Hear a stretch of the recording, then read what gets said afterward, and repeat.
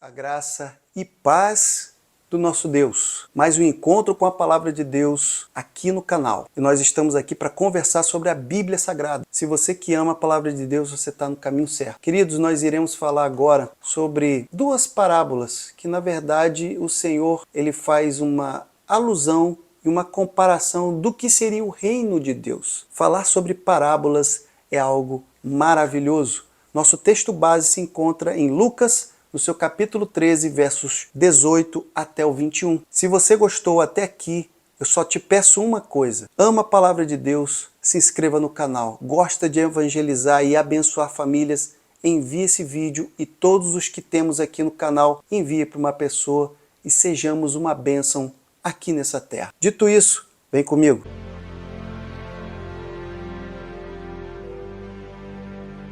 Bom, queridos, o mestre ele vai fazer aqui uma alusão e vai fazer uma comparação do reino de Deus com pelo menos dois elementos. Ele vai fazer com a semente, o grão de mostarda e com fermento. E eu acho interessante que para que a gente possa primeiro fazer o comparativo tanto da semente da mostarda como do fermento, nós temos que entender o que é o reino de Deus. Por que ele está comparando o reino de Deus com esses dois elementos? Eu tenho absoluta certeza que quando você ouvia João Batista falar que o reino de Deus estava chegando, o anúncio de João Batista para todos aqueles que estavam ali e que às vezes com certeza ficavam naturalmente com dúvidas ou até mesmo com aquela interrogação em sua mente. O reino de Deus está chegando, o que isso quer dizer? Será que você já se fez essa pergunta? O que é o reino de Deus chegando? Ou o que é o reino de Deus na sua vida? Bom, queridos, o reino de Deus é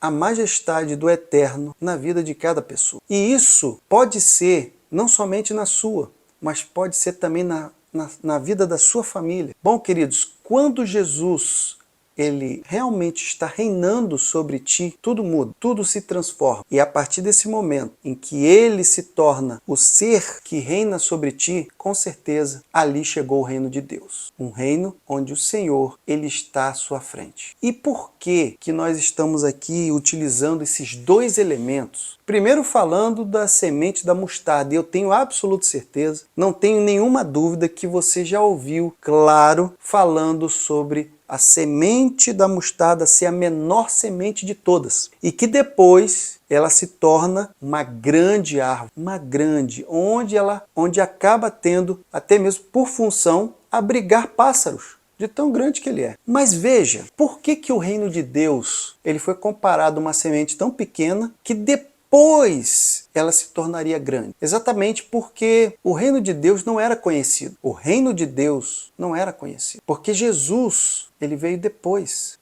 E ali ele foi anunciado. E essa semente pequena, e aqui eu vou falar tanto do significado individual como coletivo. Veja que no significado coletivo ele foi anunciado e poucas pessoas tinham conhecimento. Mas era notório e certo que o reino de Deus se tornaria como a semente de mostarda, que começaria pequena, quase invisível, imperceptível, mas ao tempo ela seria uma grande árvore onde todos teriam ali a visão de que ela existe. E hoje, depois de séculos, nós temos total certeza que o reino de Deus hoje é muito conhecido. Muito conhecido. Quem não conhece o reino de Deus? Quem nunca ouviu falar do reino de Deus?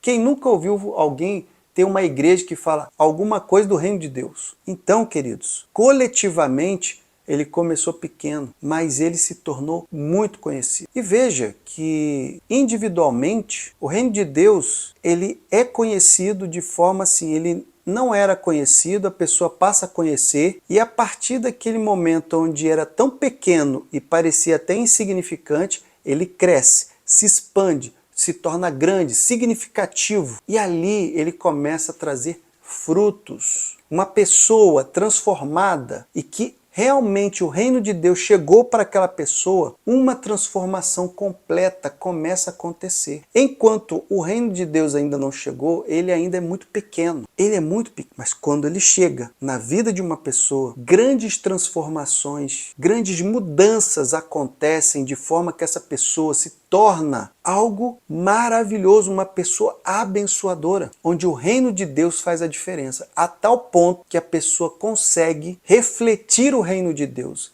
refletir o que é o reino de Deus, refletir a bênção daquele que vive neste reino de Deus.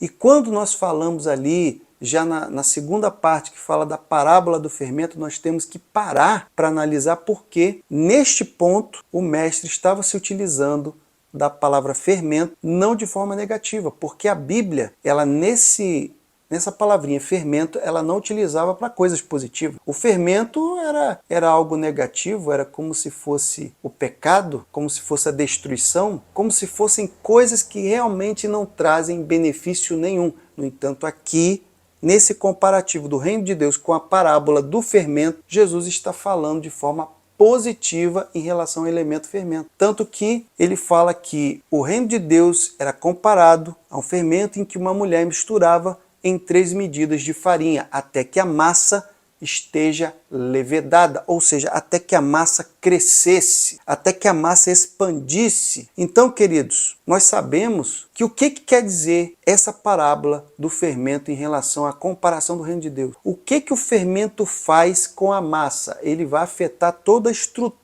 da massa. Enquanto o fermento ele não é colocado ali na massa, ele continua naquele mesmo formato. Ele não cresce, ele não se transforma e ele até mesmo fica mirrado. Continua lá, naquela mesma anatomia. No entanto, quando o fermento é adicionado, toda a sua estrutura é modificada. Ele cresce, ele se transforma. O fermento influencia toda a massa de forma que ela se torna totalmente diferente depois que o fermento entra em ação. Esse é o efeito do reino de Deus. O reino de Deus, quando ele entra, quando ele realmente chega, ele muda tudo. Ele influencia todas as áreas da vida da pessoa, a pessoa se transforma, a pessoa se modifica. E eu não estou falando isso mais uma vez, com o significado negativo. Se modifica, isso quer dizer o quê? É uma coisa ruim? Não. Se modifica para o bem, se transforma para o bem.